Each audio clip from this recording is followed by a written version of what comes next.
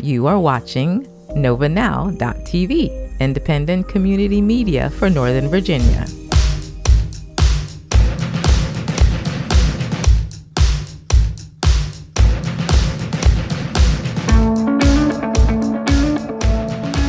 Good afternoon, good day, good evening perhaps. Maybe it's morning wherever you are in our global viewing audience. Coming to you from my home studio in beautiful Fairfax County, Virginia. I'm Sam Ettaro, and you're watching another episode of NovaNow.tv. And, well, we are continuing to follow the story, the big story the nation is watching, and, of course, parents and students on both sides of the Unmasking Virginia debate. We're going to continue looking at this story as the legal battle unfolds and as more and more information comes out about what is happening in Northern Virginia schools. Joining me today, we wanted to jump right into a news update that we have from some parents and students from Loudoun County, Virginia, who joined us today to share their thoughts on the pending litigation and the actions that the school is taking against students who are refusing to be masked in compliance with what they believe is a lawful order by Governor Youngkin. So I want to thank our panel for joining us today. This is a bit unusual for us to have so many people on the show, but I thought, man, oh man, this is so important. And Clint Thomas, we'll go ahead and start with you. I want to thank you for putting this together. Of course, you've been vocal, and I came to know you through our work in covering what's been going up in Loudoun County through 2021. So welcome to Nova Now, and why don't you tell us your hopes here out of this panel discussion, and then we'll go around the horn and have everybody introduce themselves. So Clint, go ahead. The floor is yours. Sam, thanks for having us. I represent just an army of parents and children now that are being impacted by this latest mask debate here in Loudoun County and across our state. The kids that we have join us today are bright, asymptomatic, healthy students who are being punished with a suspension starting this Wednesday, unfortunately, simply for following the highest authority in Virginia, our governor, who has issued an executive order number 2 to give parents the choice and students the choice to not wear a mask. And unfortunately, Loudoun County is one of about 50 jurisdictions around our state out of 130 who have chosen to defy the governor's order.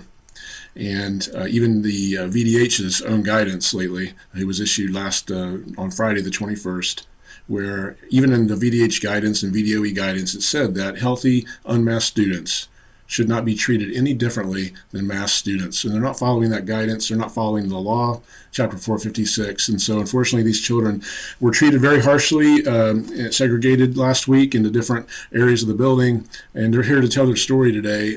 It's unbelievable, Sam, what they had to go through. And they are strong, brave, bright young Americans, and we're so proud of them. Well, I really appreciate that. And kids, thank you so much for coming on.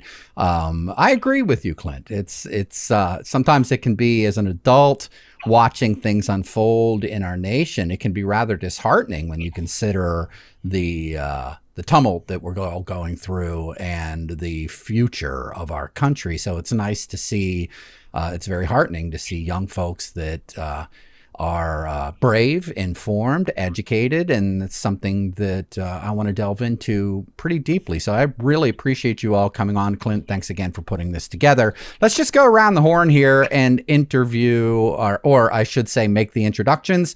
We'll start with Caroline. Tell us what brings you here, who you are, and then we're going to go on to Laura, and then we'll go back to Ryan and go across the bottom row. So go ahead.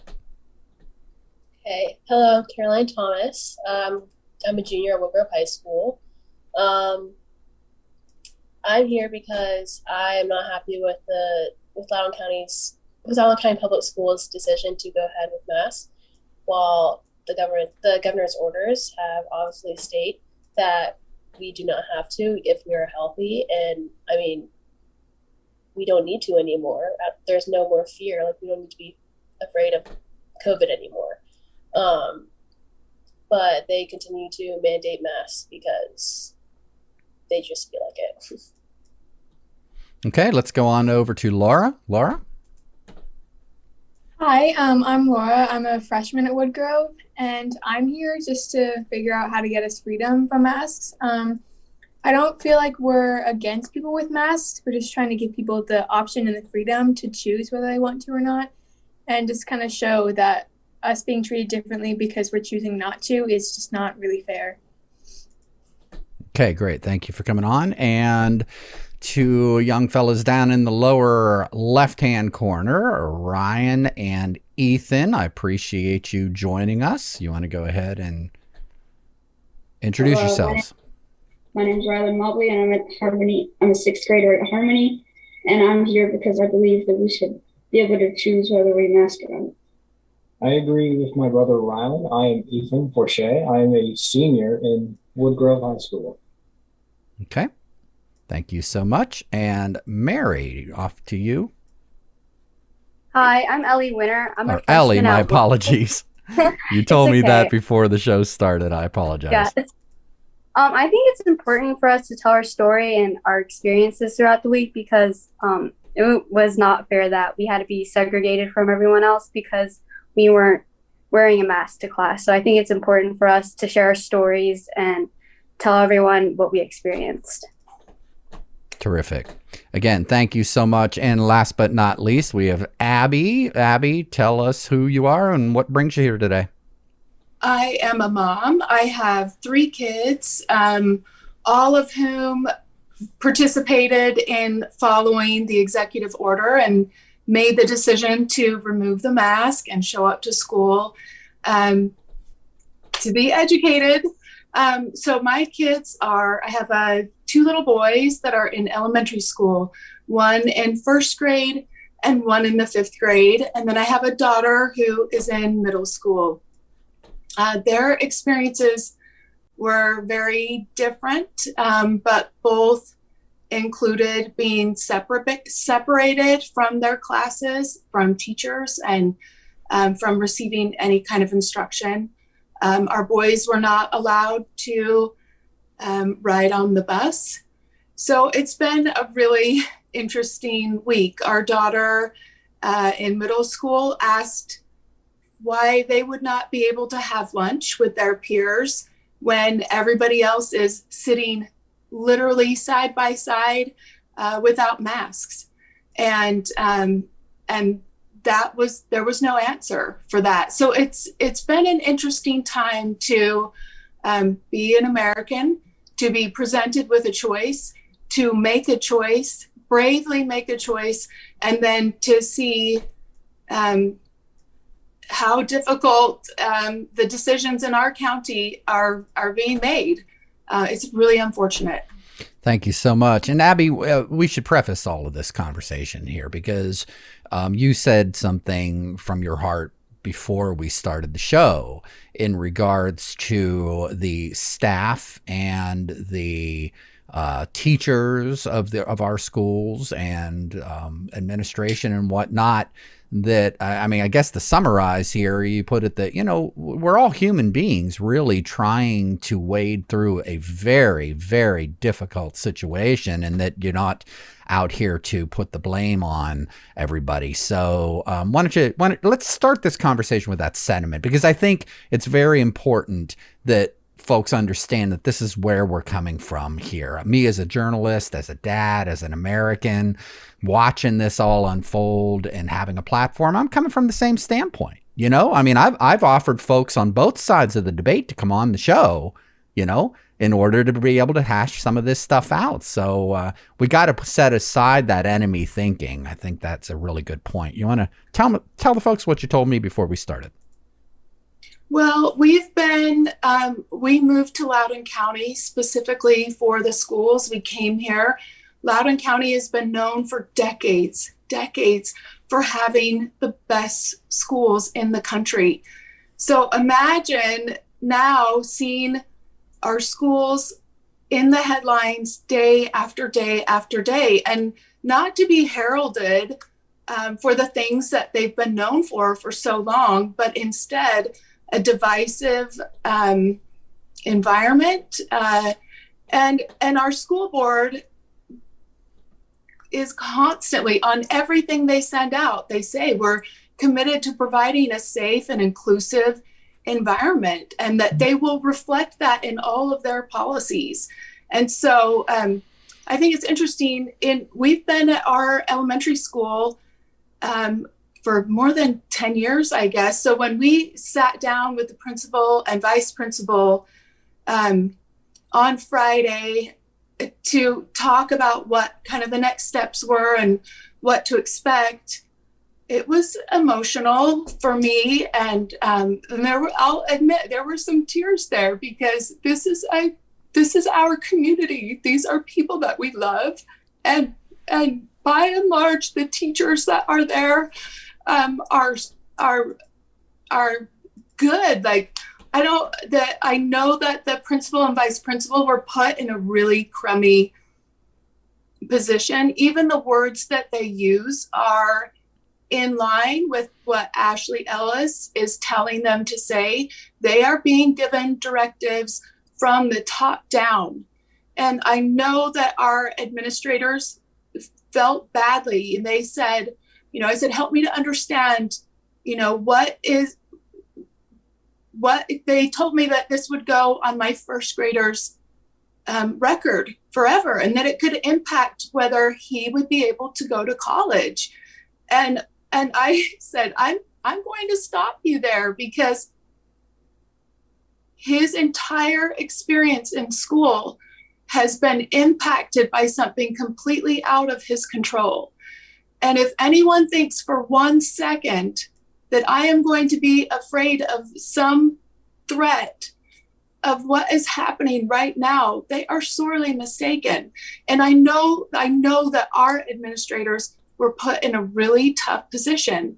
I know that they don't want to have that conversation with my husband and I, because we're part of that community, and they know us. And they said that they would be suspended for defiance. And I said, are my boys defiant? Have they ever been defiant? Do we have troublemaking children? And they said, no. Oh, no, never. And so there's this punitive feeling and measure coming at people who've been offered a choice. There's an executive order. We have carefully followed every rule, every executive order. We have followed carefully.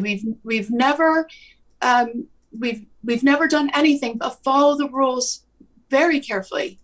And so when the executive order was passed, we said, thank you. We will choose to remove the mask. So it is startling to be met with such measures as crummy. Well, I appreciate that. And I should say, too, just because we're not looking at this from a combative mode, doesn't mean that we, as engaged and educated and thoughtful citizens with an opinion on the matter, whether you have kids in school here or not, doesn't mean that we shouldn't be holding those that are making poor decisions that are affecting our children and our society, that we shouldn't be holding them accountable. And that's part of what this is too. So nothing wrong with calling folks out if they're not doing, especially doing the kids wrong, So let's get into that a little bit. Let's go ahead, and I'm going to go to the kids and hear their stories. Clint, why don't you catch us up a little bit, if you would, on what happened since our last interview, because it's my understanding that as of Wednesday, the kids come back to school, and if they are not in compliance, then they are going to be getting suspended. Clint Thomas, catch us up, and then let's go to the kids, and I want to hear your guys' stories from this week and how you feel about what is coming up on Wednesday. So Clint, you have it. Yeah, the emotion that you're seeing in Abby and other parents is very real, because we're hurt. We're hurt and confused that the school system that we love would treat us this way. Our kids were harshly treated. They were segregated this past week. It's been a hard week for a lot of people, starting on Monday and all the way through this week. The numbers kept growing. There were many kids at Wood Grove High School, many kids at Harmony Middle School, many kids at Blue Ridge Middle School and across our county that no one ever heard of. At the elementary grades, it was even more punitive. Kids were very scared to act out, and of course, they don't even let parents in the building now. So it was a very difficult week for many. So our children, in particular, my two daughters at Wood Grove and many others, were subject to some really strange segregation that you honestly you thought you'd put to bed 60 years ago, and here it is back in 2022, and we just couldn't believe it. They were literally told to go out a different exit of their high school, which is unbelievable to me, as if they're going to contaminate the building. We're not going to drag our kids back to the days of drink different water fountains. We're not going to do that. They were subjected to sign up if they need to go to the bathroom. And then 20 minutes later, they're finally allowed to go. And then only with an escort. There's so many other cases of things I can give you an example. Separate lunchrooms. Not able to get up from their desk and do a little bit of exercise until we started demanding rights. And, the kids basically got more and more bold. And Sam, the numbers kept growing. And I think that's what led the administration to ultimately realize that, wait a minute, there's something happening here. It's not dying down. And so perhaps that's why they sent them home. A note went home Friday with all the kids that were participating saying, if you don't comply with our mask mandate, when you come back to school Wednesday morning, because they're off for planning days, I believe, or a student holiday Monday and Tuesday this week. Right. By Wednesday morning, if you come to school without a mask, you'll be immediately suspended and you'll be asked to leave and do Schoology in your home, your work at home, trying to basically get them off the property and divide the students who were actually growing. They were growing and they were, galvanizing. And so effective Wednesday morning, our daughters and other children are going to be going to school. They'll be met immediately with the suspension process and sent home. And now we're just waiting on the Virginia Supreme Court to rule. I think that's coming in the next week or two, hopefully, that will finally put this to bed on whether masks are truly optional in Virginia. So I'm hoping to maybe get some student input on the different things that they went through this week, the different violations and how we started resolving them before they got the letter sent home. Absolutely. Actually, let's go to your daughter. Let's go to Caroline here, who I did view some of the videos that you were taking, and one of the things that I brought up to your dad in a conversation the other day, I had asked, you guys are being, as Clint pointed out, being segregated and pulled out of the general student population. Let's get into some of the details of how that's broken down this week. But one of the things I thought was really kind of strange was, I asked them in the videos that you shared, you can see the social distancing that has been enforced. So they're keeping you guys separated in the spaces where they're bringing you as a group. And then I said, well, are they completely separated?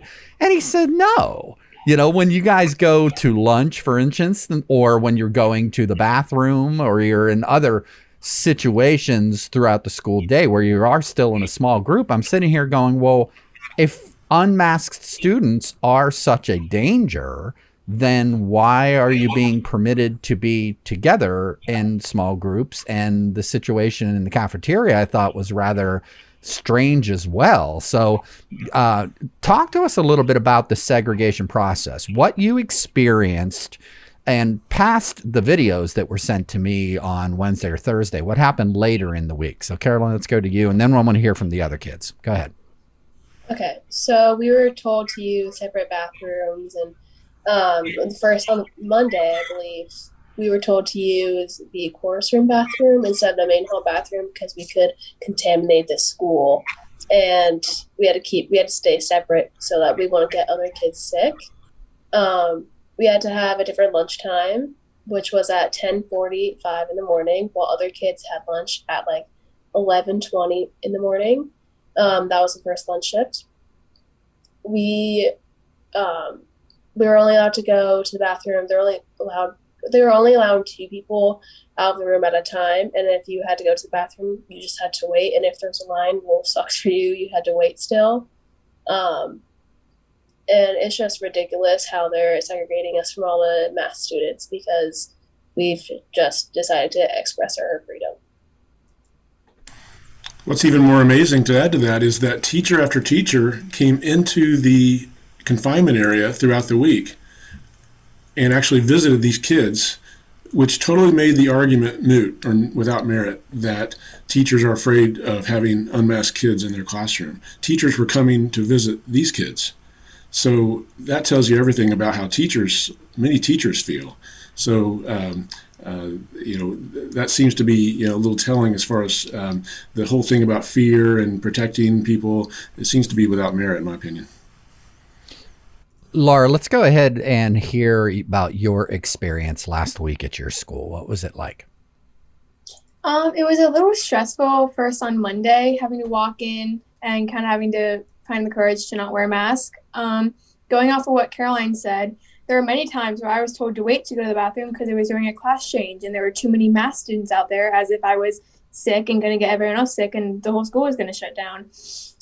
The whole lunch situation where my sister and I and a few other kids sat in the cafeteria like everyone else without masks on to eat lunch, and we were told to go back to the aux gym, and then after that we were given 2 minutes to decide whether to go home or to go back to the aux gym, which doesn't really make sense because they're already not wearing masks in the cafeteria.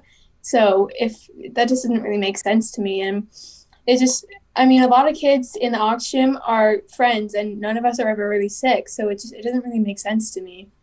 Appreciate that. And let's go ahead and go to Ryan and Ethan. Explain to us what it was like at your school this past week. All right, I'm going to start with me. My experience was basically what everyone else said. We were segregated. We were basically put in a room and just sat there about 8 hours a day, I guess. And yes, we were separated for some distance apart.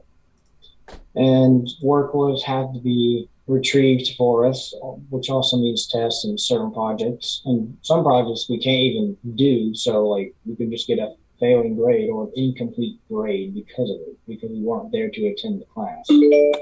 Also, the lunchroom, in my opinion, was kind of ridiculous. If you have a bunch of unmasked kids sitting together, but that's fine. But then you have us go in there, but we can't go in there because we're apparently contaminated. So the cafeteria is full of kids eating lunch, and of course you can't eat through a mask. And I would imagine this, and I'll just say it, ridiculous protocol of taking your mask down between sips and such. The kids aren't doing this, I would imagine. Yes. So they're all sitting there having lunch unmasked, but you, as a student who decided to come to school unmasked, are not allowed to be in that same environment. Am I hearing that correctly? Yes. As soon as we get our lunch from the lunchroom, we will take our lunch and go back to the office gym to eat. That was in the past. Recently, now they just had other people retrieve the lunch for you. Wow. Ethan, you seem to be the youngest of the group here. Tell me, did you have a similar experience in your school in the cafeteria? Yeah. We weren't allowed to go to. We weren't allowed to eat in the cafeteria. We had to bring our food back to the auditorium, and I just thought that didn't make sense because if everyone else gets to not wear their mask and sit in the cafeteria and eat and talk with their friends, why shouldn't we be able to?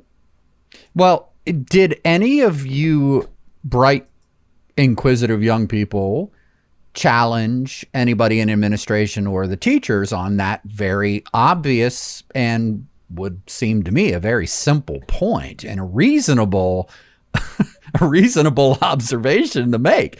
Did anybody here on our panel discuss this with your teachers or administration? A couple of times someone might have said something, but the teachers would just ignore them and dismiss it. Or someone got sent to the office at one point for challenging one of the teachers, and they had their phone taken away and they had to go to the office. My goodness. Yes, I also had some people challenge the teachers. It was the same case for him. It was either ignored or, they'll just say something like, oh, it's because of this and that. When really it's, Yeah. Ellie, let's go ahead and go to you. Tell us about your experience at your school this week. So on Wednesday, I tried to go to gym class, and usually in gym, you don't have to wear a mask because if you're inside doing physical activity, you don't have to wear one. So I thought if any class, I'll be able to not have to wear a mask in, it'd be PE. But the moment I got in there, I was harassed by my friends, and they were all telling me that I had to put on a mask or else I was going to get them all sick. And then my teacher wouldn't even look at me. He just said, Ellie, if you're not going to wear a mask, you know where to go. You have to go to the aux gym. And he pointed out the door, and I had to leave. And what was really hard for me is that even my own friends were like trying to force me to wear a mask. And they tried to hand me one and said, Ellie, you're going to get everyone sick. You're going to put your germs on me. And they weren't even wearing their mask correctly, too. They had it under their nose. And I saw plenty of people in the hallway wearing their masks down under their chin. So it was really hard for me. And then when I was in the aux gym, I was trying to work with my friend on an assignment, and a teacher came up to me and said that if we weren't separating, then he would have to call our parents and then we'd have to go home. So it was really hard. Abby, I'm sorry to hear this, that you kids are not only having to deal with what you're dealing with from the rules that are being imposed upon you and the segregation that is happening, but the peer pressure has to be enormous as well. I think that it's a real testament to your bravery that you're standing up for whether somebody agrees with your take or not. I would have to say that I'm impressed by your guts. You know, that's I think that's wonderful. And again, I said this at the beginning of the show that, you know, for me, it's very heartening to meet young people that are activated and are strong enough and have the courage of their convictions to walk them out. So that said, thank you for sharing these stories. Abby, let's go to you. Your kids, what was it like for them this first week? For my little boys, they were put in kind of a back part of the library, and they were told to sit quietly and to not. You say your little boys. How young are we talking?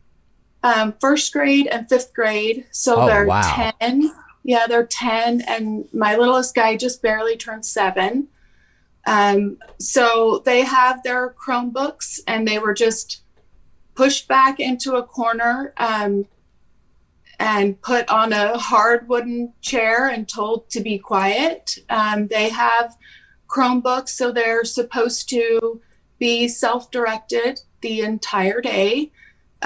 You know, my fifth grader is, he's old enough that he can sit and do his work on his Chromebook. A first grader whose only experience in school is a pandemic setting, that does not work. To just put a little guy in a chair and tell him to sit quiet all day, every day is abuse. That is wrong. It just is plain wrong. By the end of the week, I'll confess again, I'm going to get emotional about this because by Thursday, I thought he would come home at the end of the day, and they were so brave. And we would say, how did it go? Like, what did what was it like? What did you think? And they were fine. But my littlest guy would come home and he would just lose it. He would lose it because children are not meant to sit still in one place all day, every day. That is really tough. So by the end of the week, we in fact encouraged him to put his mask on and to go back to class. I was concerned about continued segregation. And even my 10-year-old said, sometimes I get kind of lightheaded in there. I think I'm going to maybe pass out because you cannot sit on a hard chair all day, every day with no interaction, with no help, And again, I want to be cautious about what I say, because I know that our administrator was put in a really tough position. They did not choose that.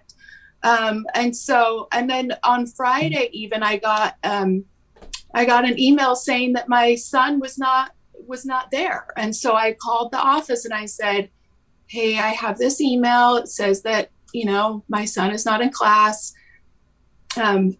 He's been segregated. Would you please just go and make sure that my two boys are together? They're alone. The two of them have been alone. And she said, yes, let me call. I'll just call down there and see. I'll have somebody poke their head in. Oh, my kids are coming home. They're going to scream. Sorry. Church. That's I'm great. on the camera. Don't come in. So, do you want to come in? Anyway, they went to find him, and no one, they weren't there. Well, one was there and one wasn't. And I was livid. And so then they're saying, well, let me see. I have no idea where he is. So when you when you segregate kids and you leave them alone, and there's uncertainty about what is supposed to happen and when and how. And I don't want to suggest there was wrongdoing, but it is troublesome if they're not able to take care of what needs to be taken care of. My children are healthy. There's absolutely no reason why they could not go and be with their peers. As has been said before, everyone in the lunchroom is taking the mask off. When they go to PE, everyone is taking the mask off. So why are we treating children as vectors? Why are we creating psychological warfare and creating trauma and difficulty that need not be there? And I think from a matter of choice, if people feel so strongly about wearing a mask, they can continue to do that. And I will gladly support them in that effort. I'll donate masks if that's needed. I'll bring them and I'll support them and I'll be happy. But I'm asking to also have that choice. We each should have our own choice. Period. Let's go to the kids on this. One of the main arguments that you're going to hear from those that would be in opposition to your view would be, and as you're saying, and Caroline, you pointed out, the belief that because you are maskless, you are, assumed to be infected and a danger to other people. We hear the meme of you don't care about grandma, right? Because you're going maskless, and because you're going maskless, you're spreading the disease, more likely to spread it, and somebody's going to take it home and infect their grandma who can't get the vaccine. We've all heard all of this. There's a lot of science, pro and con, on this issue. There's a lot of emotion riling up on both sides of the issue. I want to hear in our remaining moments here, I want to hear from the kids directly. What do you say? I want you to look into the camera and address those that would be shaming, attempting to shame. And from their standpoint, in all fairness, that's what they believe, that because you're maskless, you're a danger and you need to be treated this way.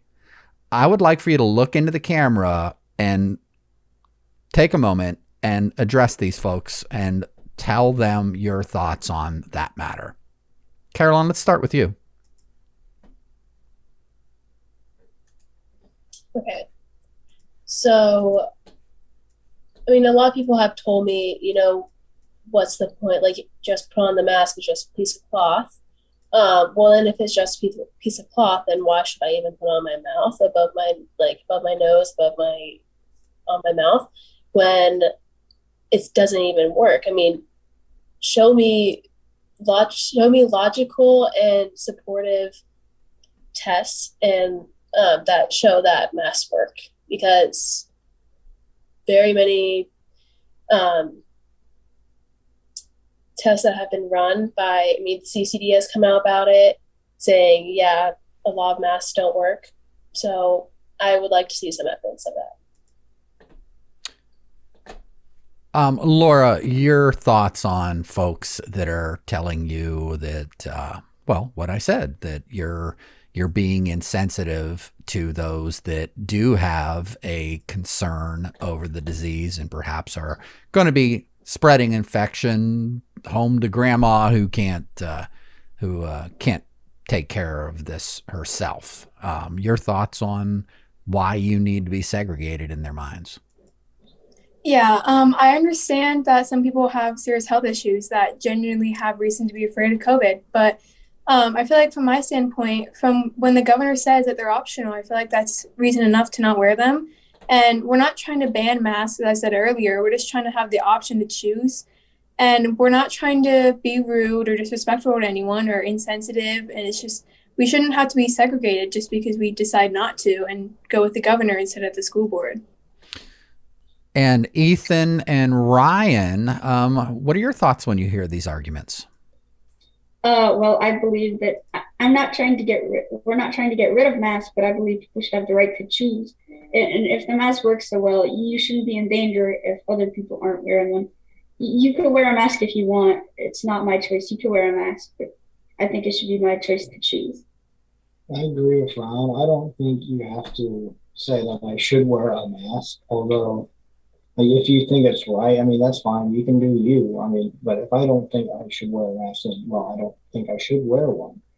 Also, I'll agree with Caroline about the health issues. There are some people who do have health issues that cannot do well with masks, like asthma. That's not good with masks at all, because the whole breathing concept is pretty hard to go by. Yeah, it's just really hard for some people to be able to not to have on a mask, because it's just not helpful in some cases, unless we have the right mask. For our own people, we should have the right to choose whether we put the piece of cloth on our face or not. It's a free country. Okay. Ellie, what about you? Your thoughts on those that would look at you and say, my dear, appreciate your opinion, but you have a responsibility to protect other people. Your thoughts on that argument?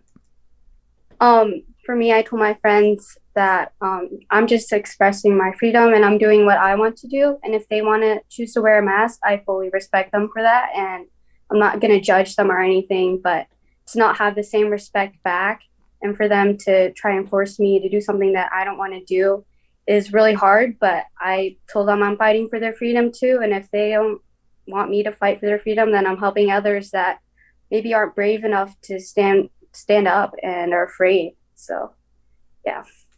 Thank you. And Abby, your thoughts on that argument? Well, if we were sick, we would stay home and we would take every precaution to not spread or share any germs. It's very simple. I think there's always going to be some kind of cold or something that we might be susceptible to. So as a decent human, I would, if we were sick, we would stay home. We're not. We're healthy and we're strong. And so if somebody has a specific health concern, then they will be protected by wearing their own mask, and we will be supportive of that. But for everyone to indefinitely wear masks for forever, no, we will not do that, because that it's actually not good for our health. And I'm always a little bit reluctant to talk about this because it's you can't. My son has had chronic asthma as a result of wearing the mask, and I have talked with his administration about it. And last year he was shamed so badly in school. He had a medical exemption. We took him to school. He got out and he went in, no questions asked. We handed the exemption. His asthma was so bad, mind you, he was in kindergarten. He had open sores all over his face and he could not breathe. And so he got out of the car. We handed the note from the doctor, but they called at 2 p.m. and said, "We're sorry, we will not honor this." And as you can imagine, I was very upset. And so now that psychological damage is done. He will wear that mask. He will gladly put it on because they shamed him. They embarrassed him. They put a mask on him. And he knows it's the rule. And he wants to do the right thing. And we want him to want to do the right thing. So when people talk about health concerns, there's a lot of things that go well beyond what you cannot see and what you do not know. And so when people talk to me about health and how indecent and how crummy we are, that we don't care about anyone else, to them I say, no, I do care. I care a great deal. But I also care about my son who cannot breathe, who's had so many steroids pumped into his lungs for the last 2 years. So it's an important part of that conversation that is not being had. Thank you very much for that.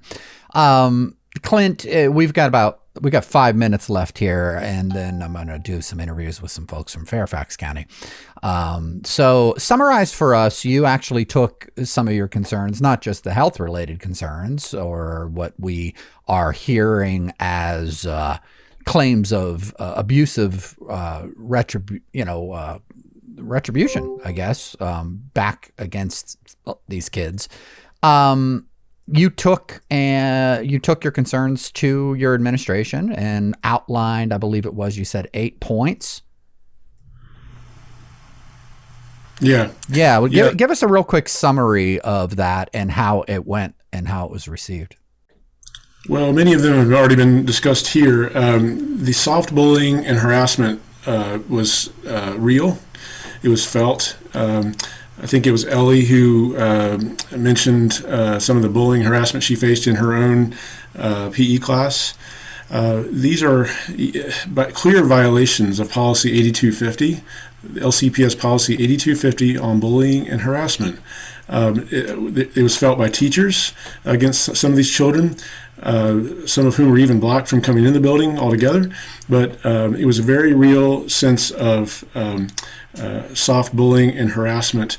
And, the whole argument of you should love thy neighbor and put on a mask, our freedoms are not predicated upon wearing a medical device. Our children deserve to breathe, and they deserve to not be contaminated with their own germs in those masks, which are clearly ineffective. There's 2 roads that those that are on the other side would take, and I'll be brief. First one is science, and the other is law. They say follow the science. Masks have been, according to the CDC, are just one of many layered mitigation measures. And I would ask them to read the Brownstone Institute article where they outline in detail 150 different studies and articles that clearly show the inefficacy and harm of wearing masks all day long. They're not following their own science, unfortunately. So if they want to follow the science, let's follow the science on masking. In practice, LCPS is not even enforcing masking at their own basketball games. There was a big picture in the recent in the Times Mirror here just a day or two ago of almost the entire crowd at the Potomac Falls basketball game being unmasked. So this is really about control, in my opinion. This is not just about protecting everyone's health. Otherwise, why did the teachers come visit the kids when they were in quarantine? And then finally, with the law aspect, they are using Chapter 456 as a legal tool to say they have to mask because 456, apparently, in their opinion, mandates that they continue all mitigation measures, when in fact that same law also in the first paragraph clearly outlines that children deserve and are, under law, expected to receive a 5-day-a-week in-person real-time education with real-time access to teachers. So let's follow the law if you want to use that argument. And so these kids have suffered this week, and we are not going to put up with it. So when I sent a letter with 8 different violations to our school on Wednesday night after 3 days of this type of treatment, things started to break. They were subjected to these weird temperature changes, for example. One day they were stuck in an auditorium with 85-degree temperatures, couldn't study, couldn't focus, sweating. Next day they were put into an auxiliary gym where it was literally shivering and teeth chattering going on. It was almost psychological abuse. I don't know, again, if it was intentional, but we had enough. So after 3 days of that, we demanded they turn up the heat. My kids shouldn't have to wear a blanket to take a test. And so that started changing. Kids said, we're not going to sit at our desk all day. We deserve to get up and at least stretch our legs. So they started walking around the room together. And we told the room monitor, no, these kids deserve to have the same privileges as other children who walk between classes and go to their clubs. So that's the type of thing, we said, you don't need to have name tags present on their desks. Where other, talking about bullying and harassment, the mask kids for the first 3 or 4 days were coming by the windows of the Ox Gym, taking pictures, laughing and mocking the maskless kids, another violation of Policy 8250. And we put that to a stop. So this is the type of treatment that all these children here and many, many others. There were over 70 at Woodgrove High School. There were, like I said, about 20 at Blue Ridge Middle School or Harmony Middle School, and about 17, I'm told, at Blue Ridge Middle School. There were a lot of kids this week that just stood up for their own rights, and they love people. These are decent, like National Honor Society inductees, FCA leaders. These are good kids. And they're gonna suspend these kids? No. In fact, this is going to be a badge of honor. These kids are going to get into any school they want to. Thank you very much. And so they can't use that as a threat. It's actually going to be they can basically now have a free ride to wherever they want to go when people learn that they stood up to the discrimination and segregation in Loudoun County. Wow. Let's go ahead and wrap this up real quick. I got a group coming in from FCPS that's going to give us an update on what is happening there. Real quick, your thoughts, kids, let's hear from the kids, your thoughts on being suspended if you continue to not comply come Wednesday morning. Carolyn? I'm not worried about it at all. Like my dad said, it's a badge of honor, being able to stand up to the school board for mandating this, which is not their right to, and I'll take it. I mean, I'm excited for it. And Laura, your thoughts? Yeah, like my sister had said, I'm kind of excited because it kind of shows that even though they're threatening to suspend us, we're still willing to stand up and kind of show that that's not really fair, or just not really how they should be dealing with this. I'm not really afraid of it. I'm kind of excited. And let's go to Ethan and Ryan. I'm ready for Monday. I'd rather be known as a kid that stood up against the discrimination than just gave into it. They're setting themselves up. I'm gonna walk in on Wednesday and I'm gonna get suspended. Wow. I'm also ready because it doesn't make sense for me to go in a full week of being separated from classes, not being able to talk to my friends or completing projects, and having to take tests without the slightest of clue. If anything, I'm not going to waste those efforts. So they were going to see me on Wednesday. We're not giving up. And Ellie, we'll give you the final word on this. Your thoughts on the threat of suspension when you return to school on Wednesday morning.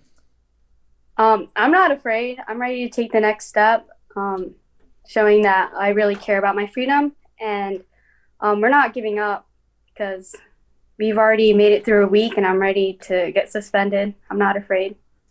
Wow. Well, folks, I all I can say to you is God bless you. Thank you for coming on and articulating your position. I appreciate your candor. I appreciate the emotional, opening up emotionally. I know this has to be hard to talk about these things. And God bless you. My best to you.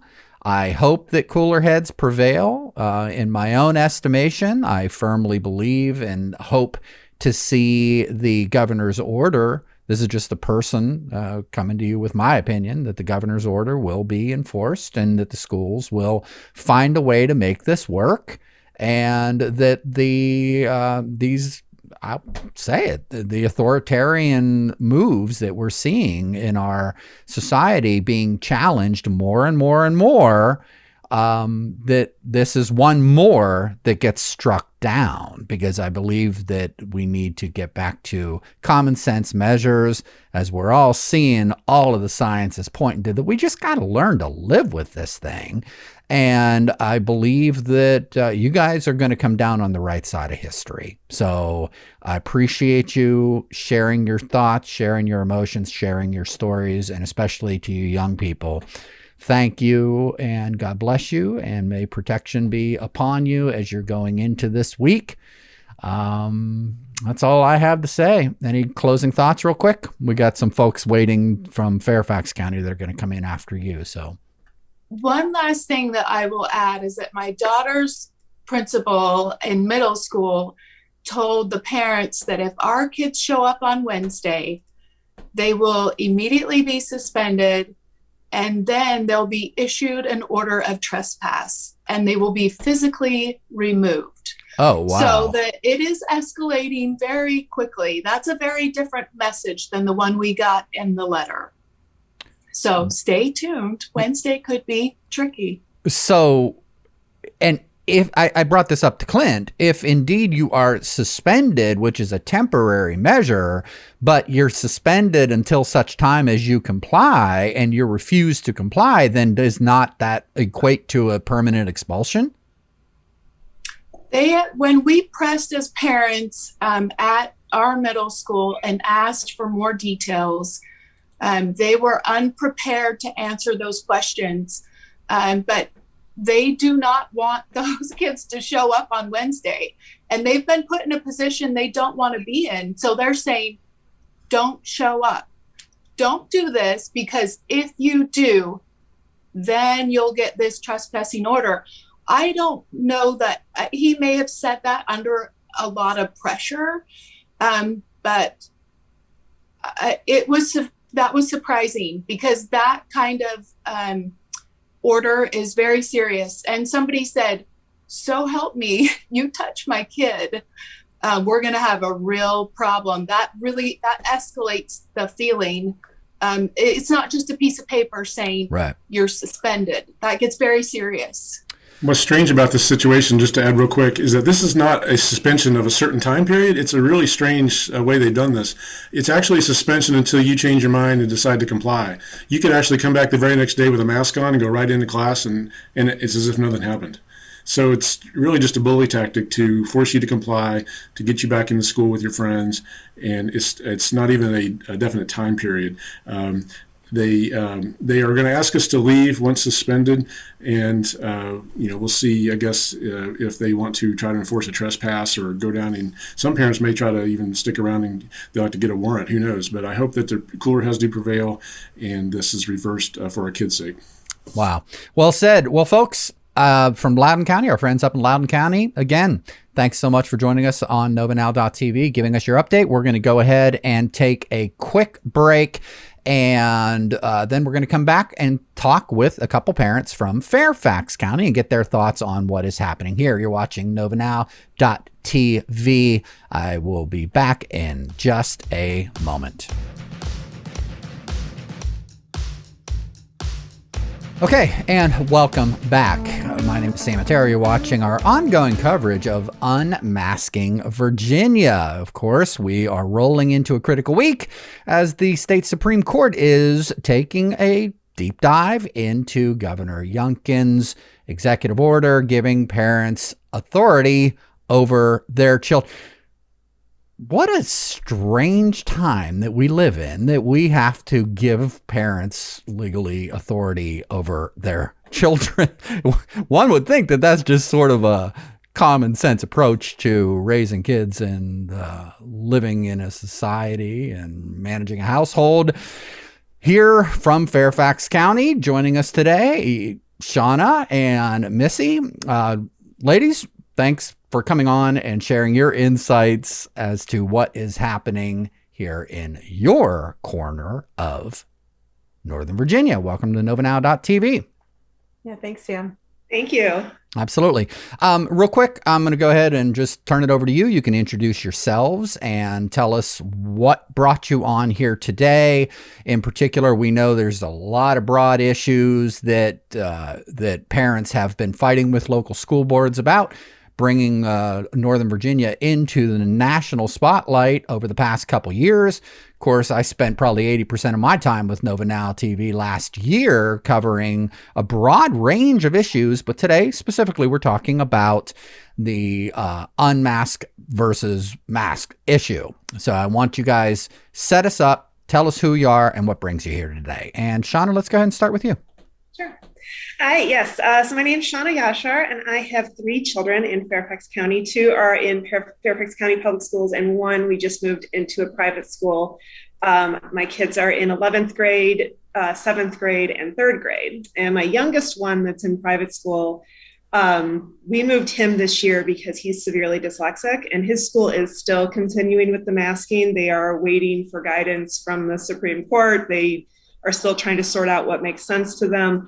And that one is probably the hardest one for me right now as a mom, because again, he is severely dyslexic, and a lot of the therapies that these private schools are working on with him, and also Fairfax County tried to do last year as well, but it was just hard virtually, are multisensory education, ways of learning. We've learned so much about how dyslexic kids learn and how they need to use all their senses, and to be able to see the teacher's lips move, to be able to clearly hear those sounds as they're enunciated, and for his speech to be corrected when he's not pronouncing a sound correctly or when he's misunderstanding a word, and hearing that information is really, really critical to him to be able to read at the level that he's able to do. He's 9, 3rd grade. We held him a year because he was struggling academically, so he should be in 4th grade, and he is still reading at a 1st grade level. It's not due to lack of intervention. It's not due to lack of trying, but, through virtual for a year, through now masking for half a year, he is just not getting the types of intervention that he could to help move him forward as quickly as we can. So as a parent, I'm really struggling with that for him in particular. My older kids, I'm seeing, just like the social emotional aspects of just not having, those interactions with their peers, to not see, a kid smile at you in the hallway. My 11th grader, he's at that age where they start dating, and you can't, how do you smile at a classmate across the classroom? Like, how does this happen? How does those little moments that are so important to interacting with one another happen? So I'm really pushing our school district to come up with masking off ramps. I've been asking for it since the beginning of the school year, to come up with a plan that the community can rally behind, that we can all agree upon, to move forward, because masking our children forever is just not a solution. It's not tenable. So for those that would say, look, this is a healthcare concern, and you're coming down on the side of, yeah, it's a healthcare concern because of the damage that the masking is continually doing to a lot of these children. So right, absolutely, you're less concerned about COVID, and think that just to summarize, think that we should be taking these considerations into, which it seems like that's what the governor is doing, is attempting to do. Yeah, it's true. I mean, it's true, Sam. So we were in a different world before vaccines were widely available to both adults and to school age children. We're not living in that same universe today. And right. For an adult who has concerns about COVID and has high risk profile, the statistics are showing that if you are fully vaccinated and boosted, your odds of death are one in a million. I mean, I'm not making light of it. It was definitely it's been hard, and it's been a challenge for so many families to figure out the best balance for them. But we're not in the same predicament that we were in 2020, and we can't keep putting in the same restrictions that we did at that time.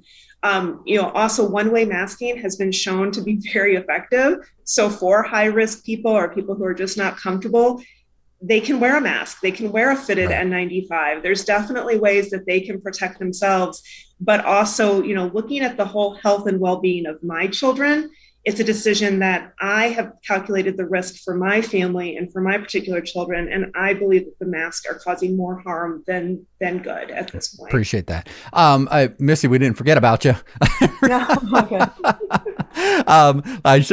My apologies. I should have went right to Missy and have her asked her to introduce herself before we launched into the conversation. But that was good stuff. We'll come back. Missy Pratt, we've had you on the show before when you were helping to spearhead resistance against vaccine mandates here at the FCPS administrative building over the summer. Welcome back. Tell us, just to refresh our audience, who you are and what brings you to the table today. Yeah, thank you. And no worries. Everything that Shauna just said is just really valid, and a real life perspective is just what we all need to hear. We're moms, we're boots on the ground because our kids are in school. So we're living these mandates alongside of them. My husband and I, we have 4 children raised in the Fairfax County public school system. We've graduated 3. Our youngest is a senior. And so we're just a few months really out from having to deal with this anymore. And right before earlier when we were talking, I was just saying that I'm at a level like 9 or 10 with this right now. I can't imagine if I was in Shauna's situation where, I have kids coming up for several years in this school system, and just what we're seeing from our leadership between the superintendent and the school board, what they are not only permitting, but what they are mandating, enforcing, it's mind-blowing. And so, definitely why I'm here today, just a little bit. I have a vested interest on so many levels, as all of us parents do. Our kids are directly impacted by this. I am a Fairfax County taxpayer, so my dollars are directly impacted by this. And my community, my county, my state is being affected by the choices from our school superintendent, our school board. And I'm not really one to just say, okay, and move on, because you are talking about innate freedoms. You're talking about things that should not be issues, not be on the table for you to decide to take away or to restrict or to mandate, but you have made those decisions to take away, restrict, and mandate. And while we're not talking about local government, we're not talking about state government, as far as our kids are concerned, this is essentially their government. This is the law because this is the school. And so this is where we have to fight it. It's just really, sickening is probably the best word. And I think one of the most concerning things is that even in my mind, I started to think, God, it's just a mask. There's so many things that we have to deal with now because it's this onslaught. It's vaccine mandates. It's critical race theory. It's liberation ideologies, every which way you turn. So what's a mask? And honestly, that almost was my approach for a little bit, because when we were, kind of rattled by the vaccine mandates that they rolled out for athletes, which, our child is an athlete, I almost put the mask thing aside, come on, it's just a mask. And I had to really check myself. I'm like, what am I talking about? But that thought process right there is exactly what they, and who's the they, and I'll just say it's this progressive radical ideology that just wants to reconstruct how we operate kind of as a whole. And I'll dial it back now, back to where we are. I got you. Kind of, when we talk about the they, that's the they, and that's what they are wanting to happen, that we get so worn down, that we get so annihilated, that we want some kind of peace, some kind of happiness, some kind of semblance of whatever we create as our new normal, that we will give up, that we will say, it's just a mask. What's the big deal? There's bigger fish to fry.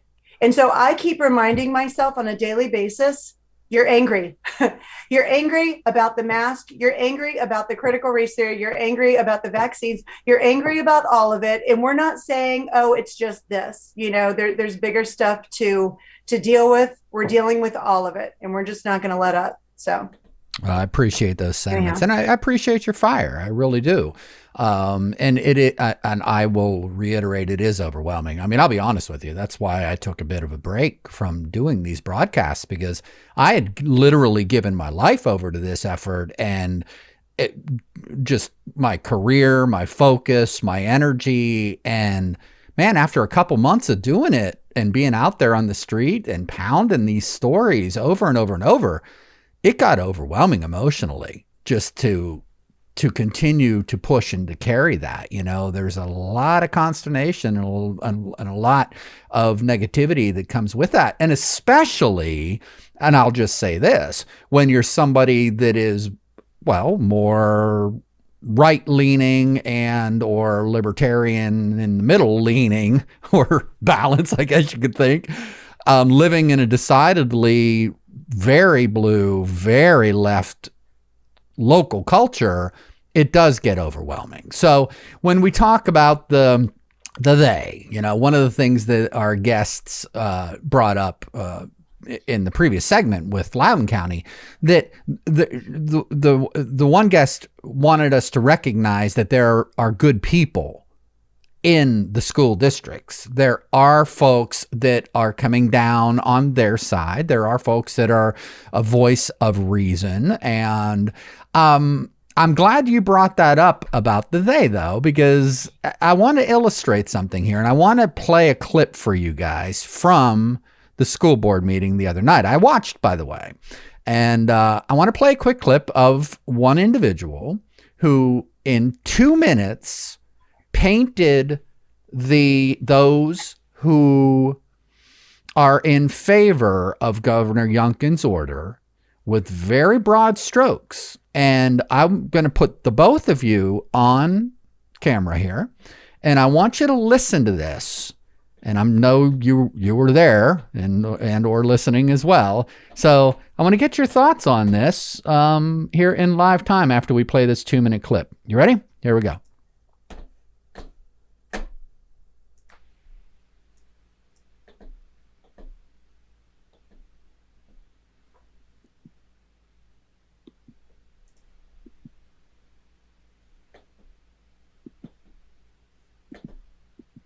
She's taking a second to walk up. Good evening. I'm sorry for the technology glitch here, but it's my pleasure to speak to you tonight. I am a longtime resident of Vienna. I've lived here with my husband for over 30 years. I'm also a grandparent. I have several grandchildren in schools in Fairfax County. I'm here in support of the current superintendent and staff, the teachers, the counselors. And I have to just say first, kudos to you for what you've been doing. So I want to express appreciation, and also want to say that as you go forward, let's keep on the same course. I'm an educational psychologist, and I look at what's going on in our world today and all the trauma everyone has experienced. And I have to really applaud what Fairfax has done. Part of my work is studying trauma and doing what we can to alleviate the trauma of kids. So we must make sure that we have ways to weave social, emotional learning throughout the school day. Fairfax has done a good job, is doing a really good job in this area. It must be allowed to continue. Furthermore, I'm very concerned about truth telling and equity. And if you look across the country, many schools and districts are currently revising curricula. We have teacher teams who are looking at their curriculum and making sure that they're doing what they can so they tell the truth about the past. Slavery happened. We have had discrimination, and we need to do what we can so that we tell an accurate story. I'm appalled at what our Virginia governor has done. And I want to say, when it comes to masks even, here we have Fairfax County, a good example of a district that's trying to do the right thing. Thank you. Okay, and I'm going to go ahead, and I have another speaker that I want to bring up. I want to get your guys' thoughts on where she's coming from, because if I could say that her sentiments are widely held by, I would say, the majority of people in Fairfax that are speaking up on this issue. Shauna, do you want to take it first? I'll go first. I mean, we've watched our education standards lower. I have a seventh grader, as I said, in middle school, and my son was at the same middle school 4 years ago, and he kind of struggled with the transition from grade school to middle school. And so I was able to work from home for a couple months. I had a pretty some flexibility with my job. I'm really fortunate in that regard. And I would get him home from school every day and just kind of talk to him, work through some things that he was going through with the transition. And so I really knew what he was studying in his classes, because we would talk about it every single day for 2 months. And my daughter is taking the same classes with the same teachers at the same school 4 years later. And I'm talking to her about what she's learning, and it's about a quarter of what my son learned 4 years ago. They have filled the day with these social emotional learning sessions. They've filled the day with extra stuff that they're putting in there, and they're not focusing on the basics. And I don't think that the families that are in support of what the school system is doing appreciate what they had to drop to put those other things into the curriculum. The school day didn't get longer. They had to drop materials, and they're just not learning the math, the science, the reading, the writing that they need to learn. It's great if we focus on the whole health of the child. I absolutely think you should focus on the whole health of the child, which goes back to the mask issue, which is focusing on the whole health of the child. But the school's primary role is to teach the kids reading, writing, math, science, history. It's not to teach them everything about the social emotional learning of the children. Most of that is left up to the parents, where it should be, because parents do have a fundamental right in the raising of their children. So I think people don't realize the trade-offs that have happened when they're advocating so strongly for the school day to just be shortened like that, and they're not seeing what the kids are not learning. Great points. And of course, these are topics for whole other shows in the future. For today, we want to focus on the masking issue. And Missy, let me ask you regarding her comments regarding FCPS doing things right in regards to these masking concerns. How do you jibe that against this whole concept of healthy emotional or the emotional health of our students and these efforts for social and emotional learning? How does that jibe with what the school is doing in response to the kids that are not complying? Let's put that together. What are your thoughts on that? Yeah, so that particular person, and I'm sorry, I forget her title, that what they did, they were able to block the moans and the responses from all of us in the audience that were listening to her in that moment. So she definitely caused quite a reaction amongst us on every level, everything that she touched on. And so, lots of things happening there. And I know we want to keep it focused on the mask. But, one interesting thing is that it seems like everyone that is pro mandates is also pro these ideologies and pro, she didn't say it because they deny it, but it's actually in the Virginia Department of Education curriculum right there on the website, critical race theory. That's what she's skirting around, but that's what she's talking about. And so it's like it's a package deal. If you're pro mandate, you're also pro these ideologies and that, and I'll try to come back to just the mask, but that right there, and I think it impacts all of our understanding of what's happening with these mandates, is that what they're attempting to do in the education system is not, to Shauna's point, not provide this rich foundation of education and giving children this breadth of educational experience and helping them learn how to think, how to critically process. What they have done is they've shifted and are teaching kids the what to think. And I think that's why the social emotional, no one's denying that we should be addressing the child at a holistic level, at a social, emotional, psychological, absolutely. But they have their starting place is a very different starting place than at least from what we're talking about today. Their starting place is a whole set of ideologies that they are approaching everything with, education as a whole. And I would say that we do not subscribe to those ideologies. I would love to know, what our state looks like at a whole. Because you said that we're really, dealing with a blue state, whole nother set of conversation. Well, specifically up here in Nova. We've been blue for 14 years due to lack of oxygen, but finally we got some red, we've got some blood that's returned. And so it's going to take us a little while to migrate to being completely red. But, what she's talking about, denying that we're denying the social, emotional approach to our children. Sure. It's nuts. It's not accurate.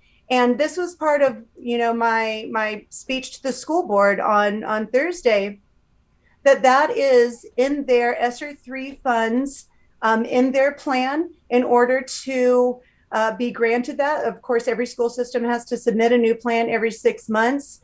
In their plan, only one item is it doesn't read like this, but we know it is to be the forced masking of children, to include the appropriate fitting of those masks. So in order for Fairfax County to have received $188.6 million in August of this year, they had to agree to force mask your child.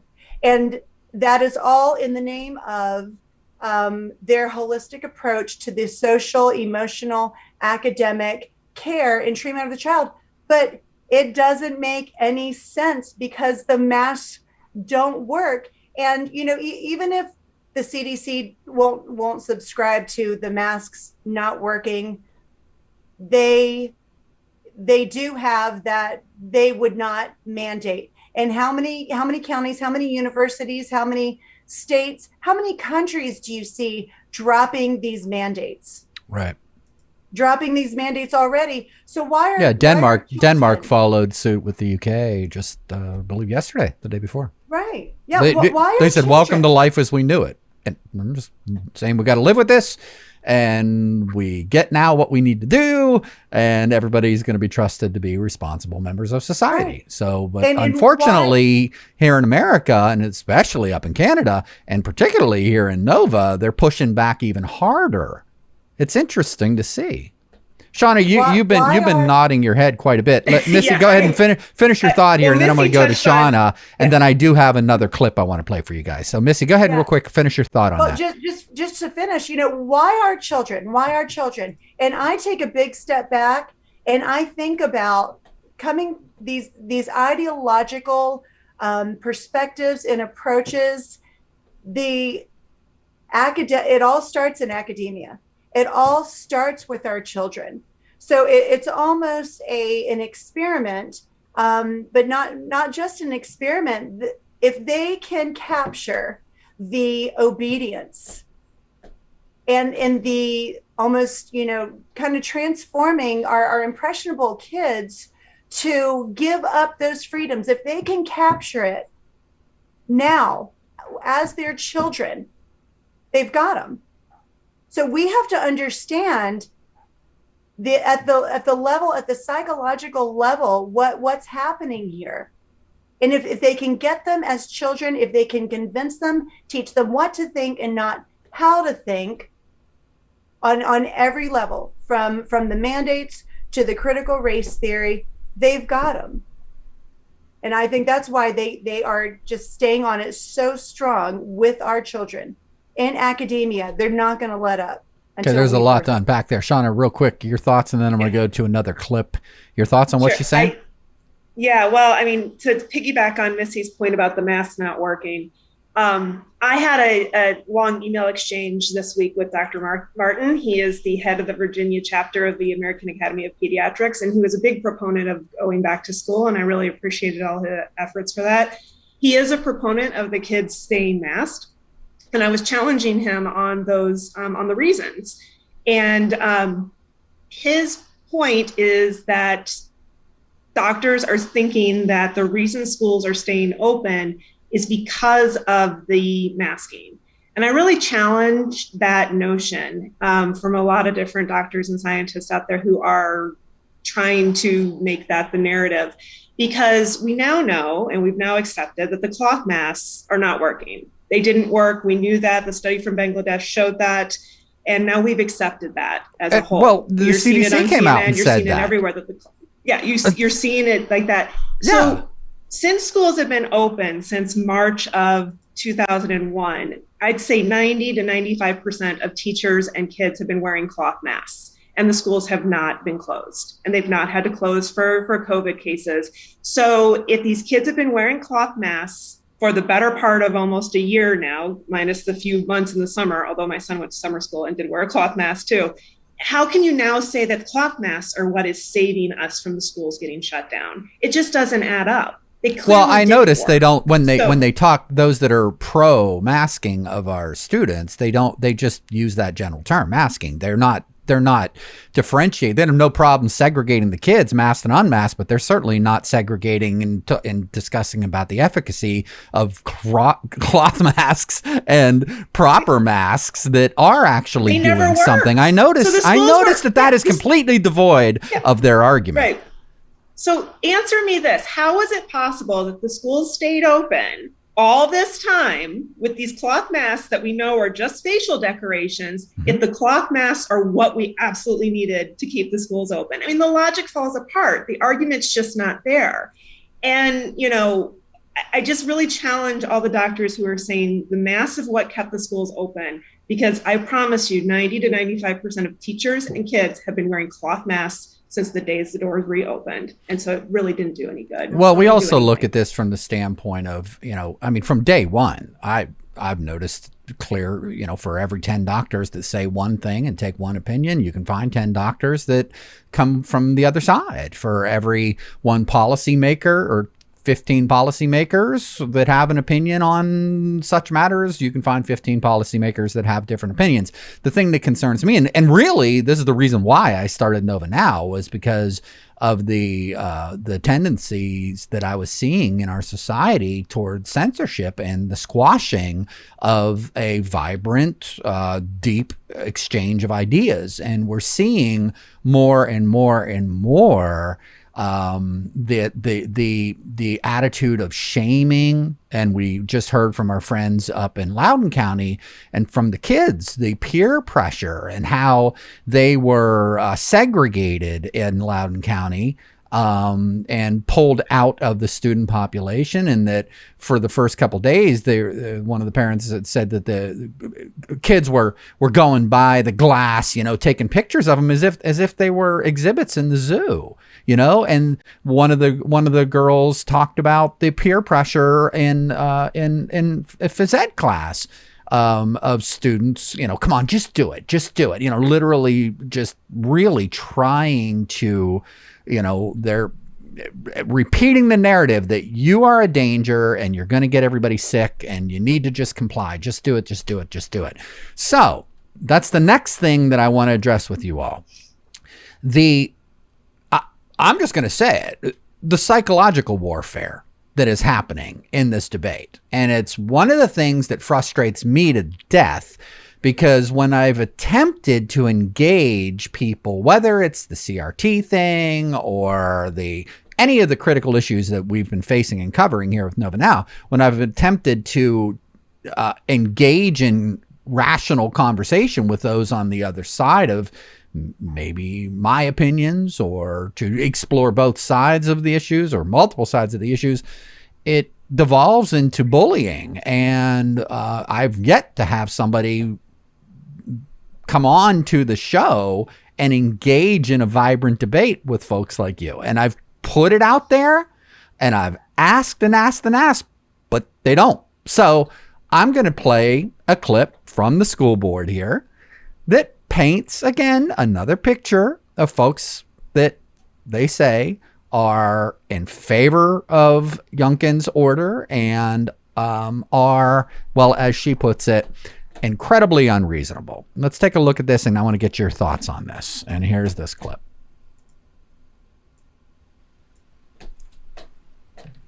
Good evening. My name is Erica Clayton, and I'm the mother of two FC students. I am also among the majority of parents in Fairfax County who support efforts to keep mask mandates in place.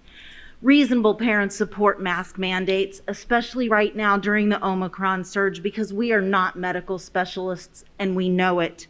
We are humble enough to rely on experts, and the leading experts in our country on disease control and prevention and children's physical and mental health right now are the CDC and the American Academy of Pediatrics, both of which strongly support universal masking. We know that people posting Facebook memes, non-peer-reviewed articles, and YouTube videos are not doing medical research, and we are not about to entrust our children's health to those people. Reasonable people believe that students need to be in school, yet daily we're opening our emails and seeing requests for substitute teachers. We are seeing in real time that our school system is stressed because personnel are at home sick or taking care of family members thanks to Omicron. We realize that multi-layered protections, including masks, has kept every single Fairfax County school open every single day this year, and we want it to stay that way. None of us want our children to have to wear masks, but reasonable people teach their children that life is not always fair. Our kids know that being a member of a community sometimes means sacrifice. Every generation is faced with its own unique challenges that cause its members to sacrifice. If this pandemic is the greatest challenge that our children's generation will face, it hardly seems that wearing a 4-inch square of material to protect the health of themselves, their friends, their teachers, and others, and thereby keeping schools open is too much to ask. Thank you for acting reasonably and responsibly on behalf of the children of FFC.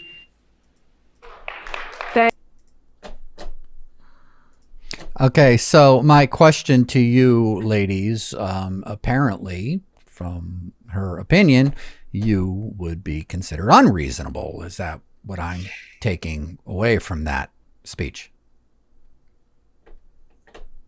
I think the most telling part of that speech was she had to spend the whole time pulling the mask away from her face in order to have a conversation with the school board. Listen, she can say what she wants, and all due respect to Ms. Clayton, she has her own, fears and anxieties and whatever her reasoning is for wanting the kids to be masked. But when I see politicians, when I see athletes, when I see adults hanging out at bars all night long with no mask on, and yet my child is forced to go into the school every single day with a mask strapped to his face that doesn't do anything. His little Minecraft mask is not actually doing anything other than making it harder and harder for him to communicate with his speech therapist, with his occupational therapist, with his Orton Gilliam specialist that teaches on dyslexia. He can't communicate effectively with them because he has to wear that foreign piece of fabric across his face all day long.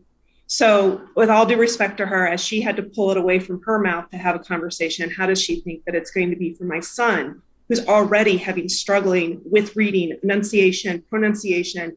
How is it for him to have that conversation with his teachers all day long? And to the teachers who are trying so hard to bring my son up to act so that he can have his full potential. The parents are not against the teachers on this. And in fact, many teachers have come out and supported me and thanked me for my efforts in advocating for this. This is absolutely difficult on them. They're seeing behavior problems. They're having trouble connecting with their students. Nobody's asking the teachers how this is going. They're assuming what the teachers are experiencing. I've seen no surveys from the school district, from any of the community about how teachers feel about the masks in school and what effects they're having. Well, what we are seeing are more and more punitive measures being put into place, especially up in Loudoun County. We heard in the last segment, the folks as of Wednesday, students returning to school after another 2 days off are going to be immediately suspended if they refuse to comply. Missy, where are we here in Fairfax, and how has the school reacted to, tell us some of the stories, tell us what you know, how the schools have reacted to students that are not complying. And so I want you to go there, but let's go ahead and tie this into what that speaker had to say regarding your unreasonableness. Yeah, and I appreciate Shauna, mentioning that this conversation is not about the teachers. And I think that's one of the reasons I really make a point of always referring to leadership, FCPS leadership. We're talking about the superintendent, the executive administration, and the school board that are making these decisions. And, I've had conversations with our athletic director. I've tried to stay at the highest level, but even he's under orders.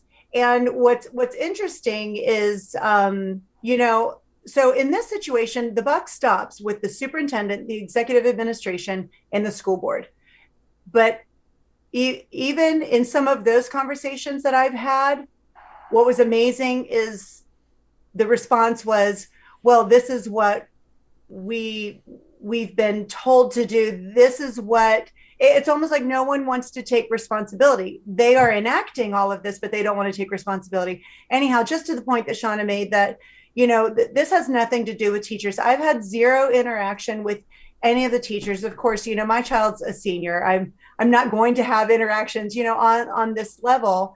And, to be honest, he does not want to make waves. And so he doesn't want to deal with any of this. He wants to live his life, and I can't blame him at all.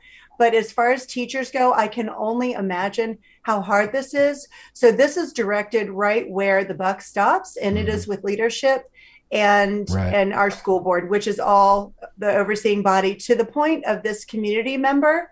What she was referring to, and so glad you actually, Sam, so glad that you played both of these clips.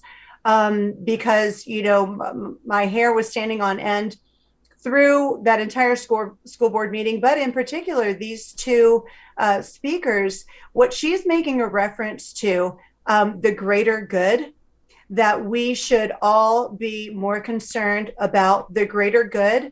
Right. That, speaking of ideologies, that is collectivism in direct opposition to individualism. And that stems from, at the root of that is you just got to call it what it is.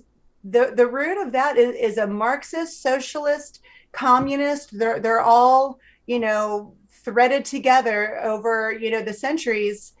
That collectivism, that is the individual exists for the society instead of the society. This abstract construct exists for the individual. That's what is in opposition here. And so it sounds right to say, it's for the good of the community. I'm doing this for someone else. It's not a matter of being selfless, and it's not a matter of loving one's neighbor or not loving one's neighbor. They want to, again, they want us to be slaves to the society and sacrifice freedoms for the greater good, for the sake of society. But that is foundational to all the movements, all the communistic movements throughout the 20th century. If you look at them, that has been the message, the propaganda for the good of the state, for the good of this people group, for this race, whatever it is, instead of we are a society, a community made up of individuals. And it is each individual that is the value, not this abstract construct of society. So society, the individual does not exist to serve the society. So, I don't mean to be like, all over the place with that. But that matters. It is these philosophical approaches to what we're doing and the decisions that are coming down the pike. Because if we really started to drill down and think about it, that's where these mandates are coming from. That's where this warped, even with critical race theory, like deconstructing and reconstructing, our everything that critical race theory, surrounds. That it was supposed to be at a graduate level kind of conversation, and now it's in curriculum for our elementary children. So it's all of that we have to understand the root of how did these things come about, and what do we as individuals, how do we approach these? And most of us, it's just kind of it's lost on us, and we're just like, oh well, yeah, for the greater good, I don't want to hurt this person, so I guess if that means wearing a mask, then maybe I should do that. And so we're just in this place of, we've got to uncover, where this stuff starts, where it comes from. We have to understand the ideologies that are permeating all of these decisions that academia has been steeped in, and that they are following through in their lessons, in their administration, in their decision making. And it matters so much at this level, because this is where our children are. It does. And one of the things that struck me, and I've said this in my shows and even out in the streets when I've been doing live broadcasts, I'm not in lockstep with everybody all the time. As any of us, as free thinkers, we should be able to think for ourselves and be able to come to our own conclusions on any matters that are critical to us as individuals and that affect our families and our societies. But one of the things that I've noticed, it's astonishing to me how so many folks, well, like from your, and I might just say, I agree with a lot of what you're saying in regards to the underlying ideological reasons for a lot of what we've been seeing happening, Missy. I'm inclined to believe and to go down that road as well. But it's astonishing to me how both sides of the fence are using the word fascists and are, now the leftists, if you will, those that are on that side of the fence, and I just use these terms very loosely. I understand, not everybody's going to be in these boxes, but these are terms that everybody kind of understands. Those that are coming from the more authoritarian leftist side in favor of the mandates and in favor of the collectivism and in favor of that attitude are actually saying that Glenn Youngkin and his approach to empowering parents to be free to make their own decisions for their families and their children is actually a Nazi, fascist, racist, you name it, go down the list. It astonishes me. I'm like, who's the real fascist here, kids? I'm flabbergasted by this. So, and one of the things that I have also had difficulty with is the emotional, how do I want to say this? The shaming that you're going to kill grandma. That whole argument. I'm going to play another real quick clip for you guys and I know probably what this is going to be. I'm going to play this for you real quick, get your thoughts, and then we'll wrap this up, because these are some of the things that the young people, from my understanding, that are standing up for what they believe are their rights to be governed by the governor's order here, and what their parents want them to walk out in terms of their belief structure and their belief system. They're being hit with a lot of peer pressure. And a lot of that is tied to this argument that this young man makes. I'm going to go ahead and include this up. Tell me what your thoughts are on this. Hi, everybody. My name is Kyle Dalsimer. I'm a proud alumni of Annandale, Holmes, North Springfield, but to my students, I'm just Mr. Dalsimer. When I finished college and came back to Fairfax this year, teachers from around the county, predominantly in the arts, reached out to me and asked if I could start subbing. Whether it was because they remembered my work on stage while I was at Annandale, or they were just in such desperate need for subs that they'd reach to anyone, I don't know. I applied and was hired and have been proudly teaching as a substitute for months now. In addition to subbing, I'm also the primary caregiver to my immunocompromised grandmother who has COPD. When the governor announced the ban on mask mandates, I became worried not for myself and my safety, but for hers. If I get COVID, I will probably be fine. But if I contract COVID and then give it to her, she will almost certainly die. So, I had to turn down a job this week because my grandmother was leaving the hospital to come stay with me until she was strong enough to return home. I found out later that job had been covered by one of the attendance ladies at that school. I'm here to thank the board for their strength in doubling down on this mandate, and students agree. On Tuesday, reports showed only 24 of 180,000 FCPS students showed up and didn't wear masks. Being in classrooms with them every day, I can tell you firsthand, they understand that masks aren't just for them, but they're for everybody in their school community. Because of the strength of this school board, I and countless other teachers from around the county feel comfortable returning to teach without the fear of putting those that we care for at risk. Thank you. Thank you. Our next speaker is... Okay, let's go ahead and stop that. And ladies, your thoughts on this argument? It's where are you coming down with this?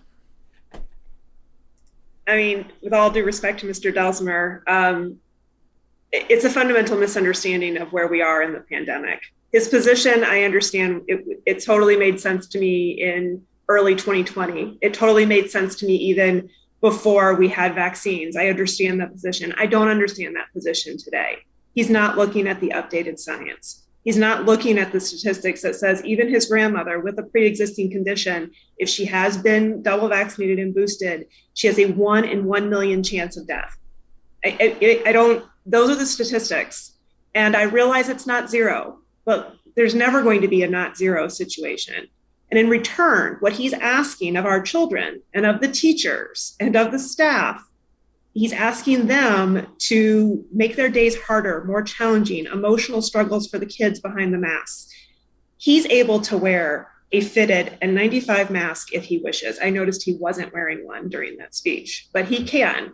And that is also on top of vaccinations and on top of everything else that we're doing would absolutely protect his grandmother. And I understand his concern. I understand why he's nervous about it, but he needs to look at the actual data and the science and not whatever headlines he's seeing on mainstream media. Nicely said. Missy, what's your take on where this young man is coming from and why he may be holding on and advancing that what is becoming a very tired narrative? Yeah, I think Shauna described it well, that he is not understanding the data that's out there, that's present now.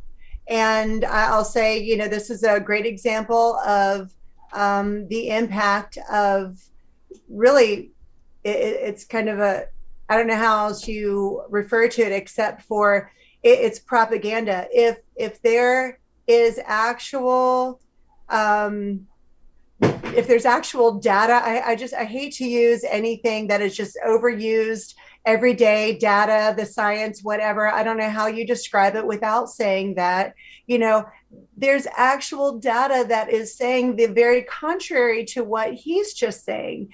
And There's science that proves everything that we've been saying here. And Sean and I might even differ on, our references to vaccines and our convictions about vaccines. But he's not talking about anything that is reality, I think, is the bottom line. It's like, how do you address something that's so far from reality? And that's exactly what we're hearing. We're hearing that from just about every one of the speakers that is not in support of ending these mandates. They're not dealing with reality. So what are they dealing with? They're dealing with this imaginative narrative that has been propagated by those who control the airwaves. Bottom line. So it's not factual. It's not real. It's not factual. We're living in this weird pseudo reality where the facts and the data are manipulated and misconstrued, and people are believing them, and they've just become willing to this place where they're just willing to give up their freedoms, willing to, submit and to succumb to these really irrational behaviors, which sadly they don't understand are irrational. One of the things that struck me in regards to that type of argument, there's various spins on that argument, but I remember back when the facts were coming out,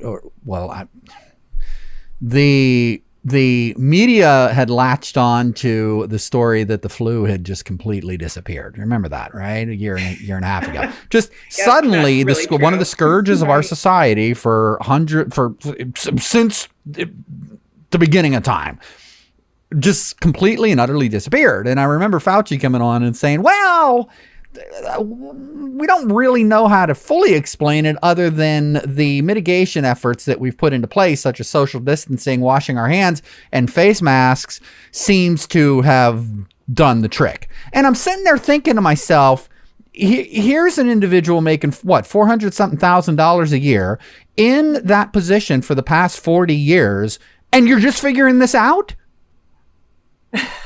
What, that we could have just social distances and washed our hands more and wore these silly cloth masks, and how many grandmas with COPD would not have died over the past 40 years, right? So I go back to, okay, if that be the case, and that's what you're going to hang your hat on for your argument as to why we should continue with this mindset and these continued lockdowns and mandates, if that is what you are going to hold your hand on, hang your hat on, were you wearing masks? Why weren't you forcing people to wear masks 3 years ago when grandma could have died from the regular flu? Yeah. What was she less important then? Right. So it's like, these are the things that just drive me absolutely batty. And I would love, young man, anybody out there that was listening to this, that may not share our views and would want to come on the show and have a debate and discuss these things and pull up the articles and pull up the science that is supporting your argument. And I know you ladies would, because I've been following this side of the argument, and I've seen what you guys have been posting. And it's not just silly YouTube videos, as the one speaker said. It's not just silly memes. Yeah, there's a lot of that flying around on both sides of the argument, but there's also a lot of valid science that is being absolutely and completely and utterly shut down and ignored for the purpose of advancing a specific agenda. And you can't deny that. And if you're coming down on that side, okay, your choice. We in the free society, we have we have a responsibility to call you out on it as well. So, there's a platform here for you. You want to come on and have a debate. Maybe Shauna and Missy would make room for you in the show. Your final thoughts on what's coming this week, ladies, with FCPS, and what are they doing? They are suspending students. Is that not correct? Tell us about where we are in regards to how the schools are reacting to the kids and what you see coming this week. You can start, Missy. Oh, I was going to say, we have a pattern here. Do you want to go ahead? No, you start go ahead. I really don't know exactly what's going to happen. Again, I don't have a child that is that's in that potential, for suspension. I do know just kind of what's happening as far as our governor and the school systems. Probably everyone knows this at this point. 7 school systems have sued the governor for this, for putting, choices back in parents' hands. And that's a great example of, once you allow your freedoms to be taken, it's really hard to get them back, because those that have taken them don't really want to give them back. And now they hold that power. So we know that that's happening. There's some things happening in the Virginia Supreme Court, just around that. I did just kind of want to share, I know what I'm doing this week. There's a rally happening down in Richmond with the Family Foundation on Wednesday from 8 to 1, that I'm heading down there, and anyone is, free to join me. And it is, I was trying to pull it up really quick to grab the information. But again, if you go to the Family Foundation website, it's definitely centered around parental rights. They're always referencing mama bears, but I think mama bears, we just tend to be front lines for whatever it is, but papa bears are certainly welcome too. But thanks for saying that. We're important too. You are, yeah, absolutely. And you know what? You bring your Papa Bear signs, and you hold your dad's not terrorist. I've got my mom's not terrorist signs that I take to the school board meetings. But so that's what I'm doing. I guess we'll just have to see what happens this week. And just really quick, it's called Parental Rights, standing for our Cubs. It's hosted by the Family Foundation. Again, it's in Richmond. You can get information online. I just found out about it yesterday. I signed up. I'm heading down there. I do know that these are critical times. We all know that this is a critical year, but these are critical times, like right now, today, and everything that we do as parents or as taxpayers, it matters. It's valid. We don't want to just, shoot without aiming. We want to aim. We want to hit some targets. We want to, do a little bit of studying, but we've got to do something. I think that is the bottom line. And people think that someone else is going to do something for them, or they think, what can I do? And I know Shauna's really been in this for a lot longer than I have. I just started the beginning of last year. She's been in this for longer, and doing something is better than nothing. Doing something is moving that dial a little bit closer. And if we're all just doing a little something, if we're all attending those bi-weekly school board meetings, come to the rally, come to the school board meeting. I'm sure there's other things that you'd rather do, but these are the things that you wish you had done come the end of this year, when things could look radically different, for better or for worse. Shauna, last Friday, not this past Friday, but the Friday before, when Dr. Brabrand did his principal advisory, and Parents Defending Education published a leak, I should say, from those PowerPoint slides. A couple things that really struck out at me was the advanced posture of the immediate suspension and the ratcheting up of the disciplinary process, but not just of students, but of staff as well. And then the media blackout. I'll just say it, I wasn't surprised that media would not be allowed on school property. So I'm sitting there thinking to myself, wow, so I can show up at a high school football game with my camera rig and unpack my little Volkswagen and stand there with my tripod and get folks coming out of the football game and get their thoughts, and that would be okay. But I couldn't get parents' thoughts coming out of the school after dropping off their kids on these contentious issues. But we would have to move very far away as media to the public sidewalk, which in many cases is out of eyeshot of the school. So your thoughts on how FCPS approached this and stories that maybe you heard from the ground as to how all this panned out this past week. And then we're going to go ahead and wrap this up. I mean, it was absolutely advice of their counsel, of their legal counsel at this point. They were planning, they had a closed session school board meeting, I think, earlier in the week before Friday, before his presentation came out, to discuss the litigation, obviously, that they were planning to file on Tuesday. So I'm sure that their counsel gave them those instructions to have the blackout and to have, all of the statements that went out. It's telling, if you look at all of Dr. Brabrand's statements that he has put out, he has never once referenced the executive order. He just says that they're standing by their policies and not changing their policies. He doesn't acknowledge the executive order in any of those communications. It's conspicuously missing. I don't think that's on accident. I do think that's from advice of counsel, and that's part of their legal strategy. But Tuesday. Let me pause you real quick. One thing else that I noticed too was that in those documents there was very little mention about health concerns, but that the violations were actually going to be tied to dress code violations.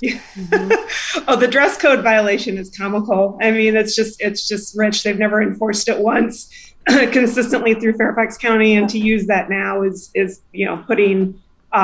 It's just a farce. It's they're hiding behind it, which is ridiculous. But I think on Tuesday, Groundhog's Day, unfortunately a fitting day for this, I feel, the Arlington courthouse is going to hear oral argument in that court case, specifically addressed to the injunction that they have requested. The injunction is to, enjoin the executive order statewide from being enforced. So that hearing does have implications further than just the 7 school districts that have asked for it. So it'll be really interesting to see what that courthouse chooses to do on Tuesday.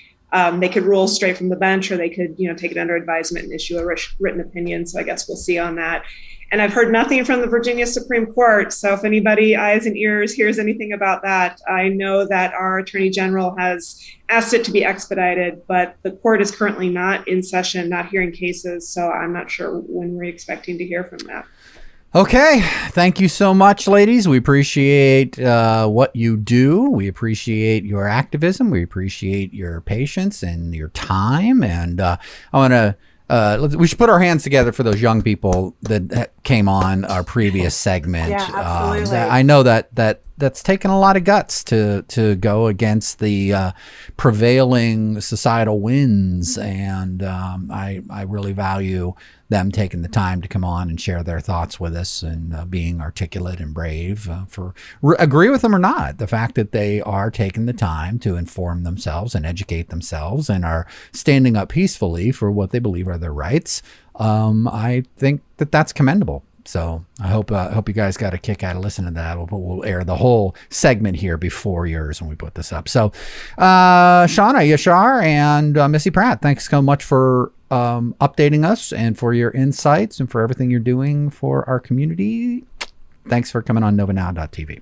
Thanks, Sam. Thanks, Sam. Have a good day. There you go. Okay, there we go. Another episode of NovaNow.tv in the digital bag, as I like to say. We are going to continue pursuing this and reporting on this story. And guys, seriously, I would love to hear from somebody that disagrees with my guests and maybe even with myself. There is zero reason why we can't have an informed, calm, and rational discussion and debate on these issues. And I would love to have you on NovaNow.tv if you are so inclined and would like to come on and do so. That would be great. Again, my name is Sam Ettaro. You've been watching NovaNow.tv. We will see you again in digital down the road. Thanks so much for watching. Peace.